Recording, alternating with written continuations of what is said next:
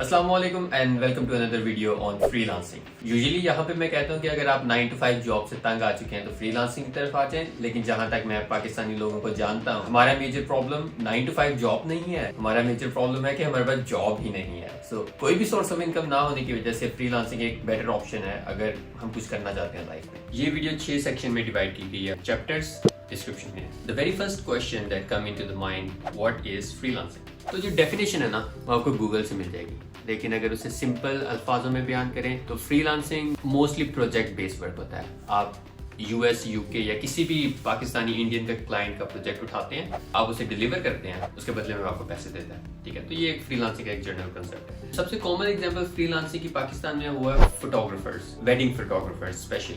उनकी income project based होती है। वो सेशन बुक करते हैं हर वेडिंग का, और उनकी जो इनकम होती है वो प्रोजेक्ट्स के ऊपर डिपेंड कर रही है कि उन्होंने कितनी वेडिंग्स इस साल शूट की। तो सिमिलर स्ट्रक्चर है फ्रीलांसिंग का। अब फ्रीलांसिंग काम कैसे करती है? बेसिकली आपको क्लाइंट चाहिए।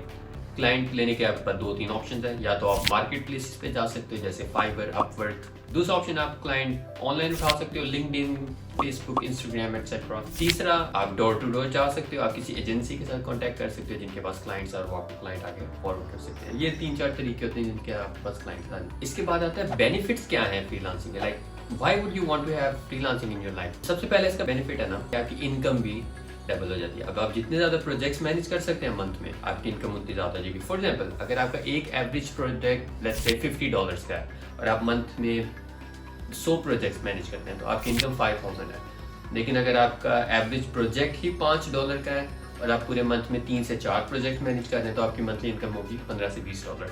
तो ये डिपेंड करता है कि आपकी एवरेज सेलिंग प्राइस क्या है और आप कितना चार्ज कर रहे हैं क्लाइंट को, प्लस आप कितने प्रोजेक्ट्स मैनेज कर रहे हैं मंथली। सेकंड जो इसका सबसे बड़ा बेनिफिट है ना कि आप अपनी मर्जी का प्रोजेक्ट चूज कर सकते हो। मुझे फ्रीलांसिंग करते हुए 2.5 साल हो चुके हैं और अब मैं इस पॉइंट पर हूँ कि मैं अपनी मर्जी की जॉब्स रिजेक्ट करता हूँ और अपनी मर्जी की जॉब पिक करता हूँ। पहला साल बहुत खबारी है, लेकिन उसके बाद लाइफ अच्छी हो जाती है। चौथा जो लोग अक्सर बेनिफिट मेंशन करते हैं ना वो टाइम मैनेजमेंट का, लेकिन मुझे लगता है कि ये सबसे बड़ा ड्रॉबैक है फ्रीलांसिंग का। मेरे मेजॉरिटी क्लाइंट यूएस और यूनाइटेड किंगडम के हैं, इसकी वजह से वो सारे रात को ऑनलाइन होते हैं। तो मेरी जो स्लीपिंग स्केड्यूल है ना वो बकवास तरीन है।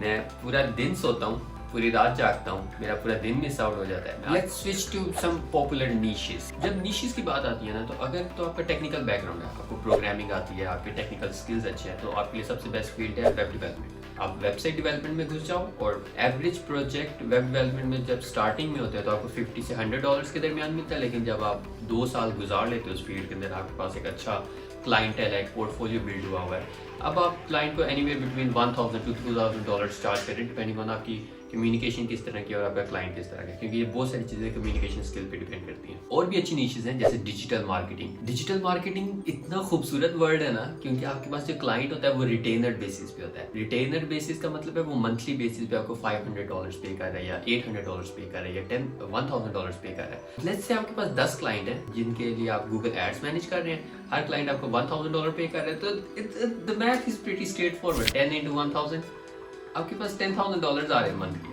इसके अलावा कुछ और नीशेस भी हैं जहाँ पे दूसरे लोग बहुत ज़्यादा सक्सेसफुल हैं, जैसे ग्राफिक डिजाइनिंग, कंटेंट राइटिंग। लेकिन मेरी नज़र में ये बहुत फारग नीशेस हैं क्योंकि इसमें कंपटीशन इतना ज़्यादा है कि आपको अच्छे प्रोजेक्ट्स नहीं मिलते।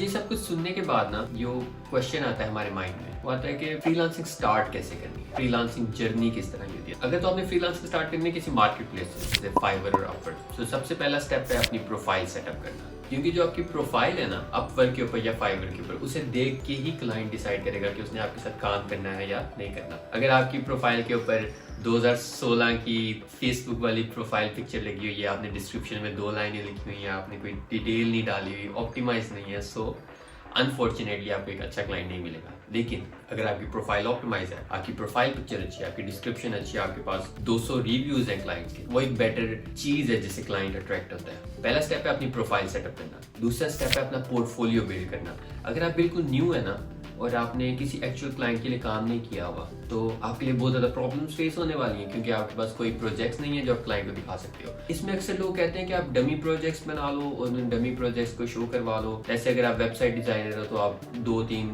डमी वेबसाइट बिल्ड कर लो, एक let's say e-commerce, lead generation, और उसे एज ए पोर्टफोलियो क्लाइंट को सेंड कर दिया करो। अब नेक्स्ट स्टेप है बिडिंग करना, ऑर्डर्स लेकर आना, ऑर्डर कंप्लीट करना, 5 स्टार रिव्यूज लेना, फीडबैक्स लेना, और that's pretty much it. Payment आपके अकाउंट में आ जाती है, पे पेनियर से, जैस कैशर बैंक अकाउंट से आप विड्रॉ करवा सकते हैं।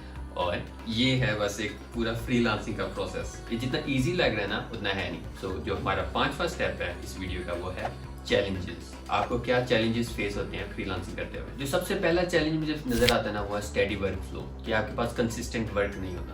क्योंकि अभी आप बिगिनर हैं तो आपको इस चीज़ का आइडिया नहीं है, बल्कि आपको बहुत अच्छा आइडिया है। बिगिनिंग में यूजुअली क्या होता है, आपके पास पूरे मंथ में या 2 मंथ में 1 या 2 ऑर्डर्स ही होते हैं, क्योंकि आपको ऑर्डर्स लेने नहीं आते और आपको पता नहीं कि फ्रीलांसिंग किस तरह से चलती है, तो आपके पास ऑर्डर्स नहीं होते। इंस्टाग्राम पे अभी हम एक चैलेंज कर रहे हैं जहाँ पे हम डेली बेसिस पे एक प्रोजेक्ट विन करने की कोशिश कर रहे हैं। अगर आप इंस्टाग्राम नहीं फॉलो करते तो यहाँ पे लिंक है, फॉलो कर लें। जो दूसरा सबसे बड़ा प्रॉब्लम है ना फ्रीलांसिंग का वो है कंपटीशन बहुत ज़्यादा है। क्योंकि पाकिस्तान में इतनी ज़्यादा अर्निंग पोटेंशियल नहीं है और हमारे पीर साहब सनी अली और आज़ाद चायवाला और इन लोगों की वजह से अल्हम्दुलिल्लाह बहुत सारे लोग फ्रीलांसिंग को ज्वाइन कर रहे हैं, जिसकी वजह से कंपटीशन बढ़ चुका है। लेकिन अगर आपका स्किल अच्छा है ना, कंपटीशन इतना प्रॉब्लम नहीं होता। तीसरा है प्राइसेस। जब कंपटीशन ऊपर जाता है ना तो प्राइसेस नीचे आती है। मैंने शुरू में आपको कहा था कि ग्राफिक डिजाइनिंग और कंटेंट राइटिंग मेरी फेवरेट नीश नहीं है। उसकी रीजन ये है कि कंपटीशन बहुत ज्यादा है, जिसकी वजह से क्लाइंट अमाउंट पे करने के लिए रेडी नहीं है। चौथा, पेमेंट एंड टैक्सेस बहुत ज्यादा है। अपवर्क 20% टैक्स लेता है। अगर आपने $100 विन किए हैं तो आपको $20 अपवर्क को पे करने पड़ेंगे, 3% आपको पेनियर को पे करना पड़ेगा, 5% आपको बैंक ट्रांजेक्शन में पे करना पड़ेगा। तो आपने $100 विन किया लेकिन आपको एक्चुअल में मिलेंगे $72-75 समथिंग। उसके बाद आपको FBR का टैक्स पे करना है, 30% वो निकल जाएगा। जो 5वां पॉइंट है ना वो है लैक ऑफ बेनिफिट्स, कि आपको एडिशनल बेनिफिट्स नहीं मिलते जो आपको 9 to 5 जॉब में मिलते हैं, जैसे medical health care, free transportation etcetera etcetera, holidays. आपको इस तरह की चीजें नहीं मिलती, लेकिन उनसे क्या फर्क पड़ता है जब आपके पास पैसे इतने ज्यादा आ रहे हैं, आप पूरी चीजें मैनेज कर सकते हैं। अब आते हैं हम अपने लास्ट स्टेप के ऊपर, कंक्लूजन। ये पूरी वीडियो में जो हमने बातें की हैं, introduction, benefits, popular niches, how to start freelancing और चैलेंजेस, इनका मैं आपको एक खुलासा बताता हूँ ताकि आप लोग फ्रीलांसिंग स्टार्ट कर सकें। मैं आपको फिर कह रहा हूँ फ्रीलांसिंग बिगिनर्स के लिए नहीं है। अगर आपको ऑलरेडी कुछ आता है तो ये वहाँ पे आप ऑन टॉप ऑफ दैट आप बिल्ड कर सकते हैं।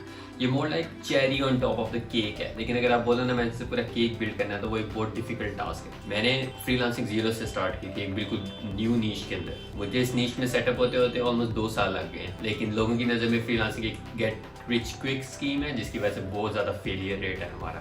दूसरा मकसद ये वीडियो बनाने का है कि आप फाइनेंशियल फ्रीडम की तरफ जा सकें। इट डिपेंड्स कि आपका प्रोसेस किस तरह का है, आपका माइंडसेट किस तरह का है, आप कितना टाइम पुट कर रहे हो, कितना इफेक्टिव टाइम पुट कर रहे हो लर्निंग में और आउटपुट में। और अगर आप ऑलरेडी कुछ काम कर रहे हो और आपको लगता है आप उसे ऑनलाइन स्केल कर सकते हो तो आपकी लर्निंग सबसे ज़्यादा इंपॉर्टेंट है। अगर आपको लगता है कि आप डेली बेसिस पे कुछ टाइम लर्निंग के लिए निकाल सकते हैं और इस सिस्टम को ग्रो कर सकते हैं, सो मोर देन वेलकम, सब्सक्राइब।